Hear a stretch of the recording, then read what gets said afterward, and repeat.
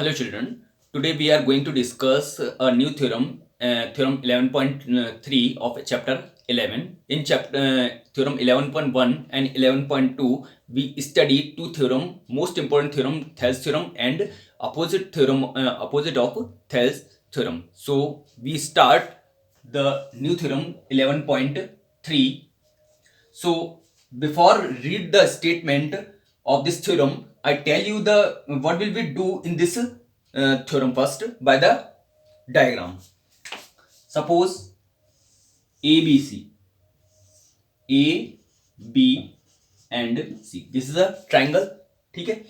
And if the bisector of angle A, यानी इस angle का bisector, the bisector of angle A, suppose this D. AD is the bisector of this angle A. That means this angle will equal to this angle.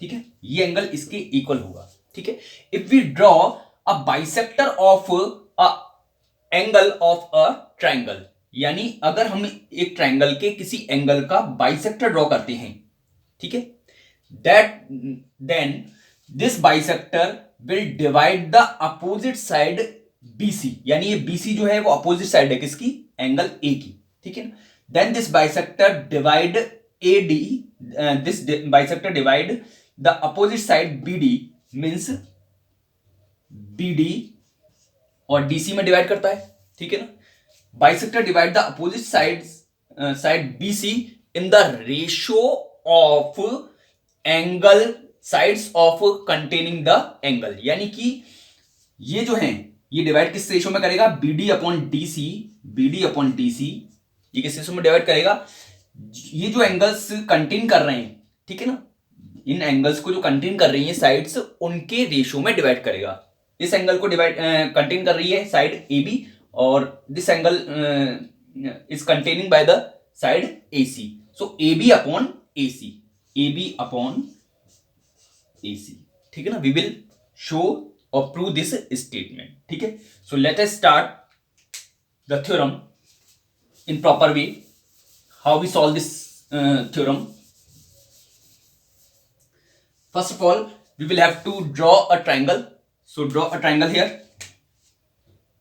Triangle ABC. Triangle AB and C. Triangle A, B and C. ठीक है. Now read the statement. The internal bisector. Internal means internal angles की बात कर रहा है. The internal bisector of an angle, an angle means we are taking this angle A, of an angle of a triangle divide, यानी bisector हो गया इसका AD. Suppose AD is the bisector of this angle AD, so this angle will equal to this angle. You can nomenclate this angle first and angle 2. So bisector of this angle AD divide the opposite side, यानी opposite side को, opposite side कौन सी है इसकी, which is the opposite side of angle ABC. ठीक है ना, divide the opposite side internally in the ratio of sides, in the ratio of sides, and which side containing the angles, यानी जो इन angles को contain कर रही है उनकी साइड के रेशियो में डिवाइड करता है. Means we have to show to prove. ठीक है ना, what we have to prove, BD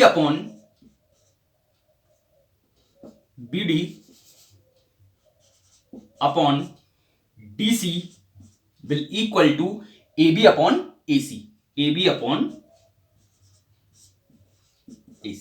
ठीक है, अब इसमें हम करेंगे क्या, this angle is equal to this angle. ठीक है ना, we will produce this line AB and draw a parallel line passing through the parallel line to DC AD passing through the C. यानी कि क्या करेंगे, इस लाइन को हम प्रोड्यूस करेंगे, ठीक है, और इस लाइन AD के पैरेलल लाइन यहां से ड्रॉ करेंगे. ठीक है ना, so do this first, produce this line. ठीक है, and draw a parallel line of AD passing through C, यानी इस AD से पास होती हुई, AD के पैरेलल लाइन C से पास होती है, ड्रॉ करते हैं. ठीक है ना, so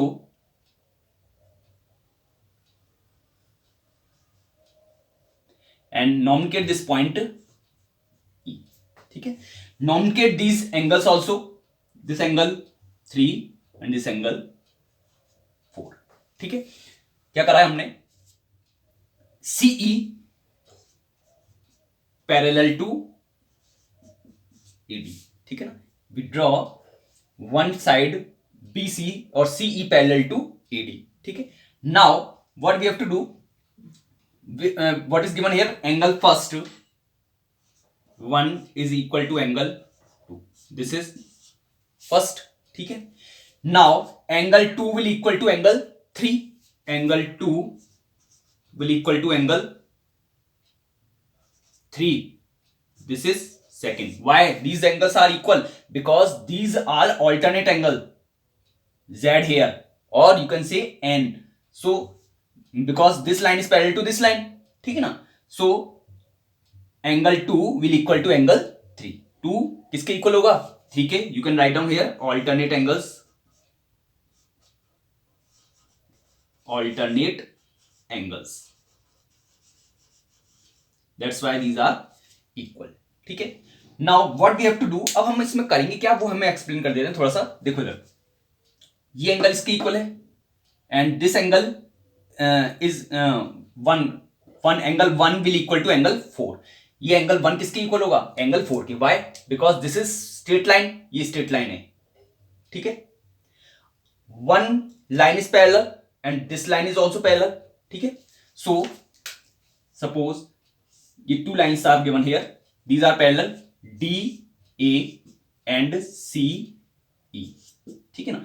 If we draw a line like this, so this angle will equal to this angle, means angle 4 will equal to angle 1. Why?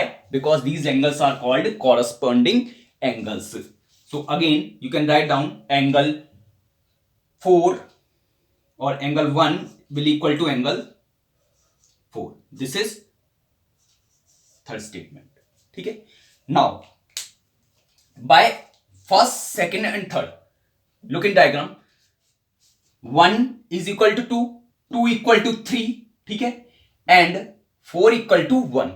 Means overall angle 1, 2, 3 and 4 these are same. यानी ये क्या होंगे? all over angles are same.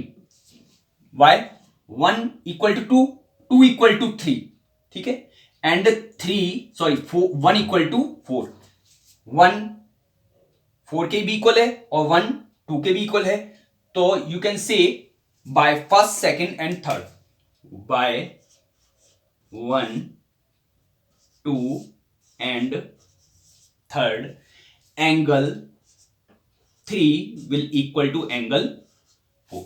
That means the opposite side of angle 4 AC and the opposite side of angle third AE will also equal. Means 3 opposite of angle 3 AE will equal to opposite of angle 4 AC. These are equal. You can nomenclate this 4. ठीक है. Now what we have to show this statement. We want to show this statement. ठीक है ना. We know AD parallel to CE. ठीक है ना. And BCE is also a triangle. So we can use the Thales theorem. If this line is parallel to this line, so BD upon DC will equal to AB upon AE.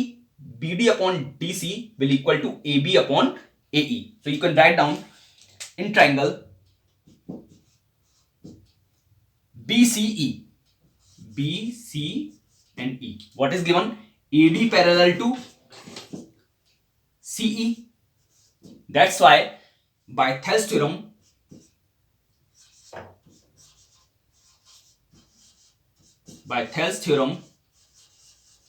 you can write down AB upon AE, AB upon AE, AB upon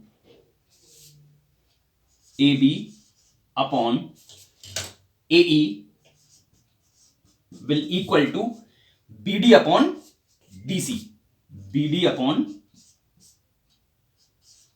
DC. Okay, BD upon DC. Now what you want, BD upon DC मिल गया हमको, ठीक है ना, AB upon AC। अब इसके place पे क्या चाहिए, AB और AC के प्लेस पर क्या चाहिए, AB मिल रहा है हमको, लेकिन क्या चाहिए, AC और AE। अगर we prove AC is equal to AE, अगर हम AB और AC और AE को इक्वल शो करते हैं, then we want the result, then we can find out the result that we have to find. जो हमको फाइंड आउट करना है वो हमको मिल जाएगा। तो देखो इधर AE और AC, AE and AC are same. Why? AE and AC, these lines are same by the fourth statement. So by fourth, AB remain same, and at the place of AE you can write down AC is equal to BD upon DC. This is the result that we have to show.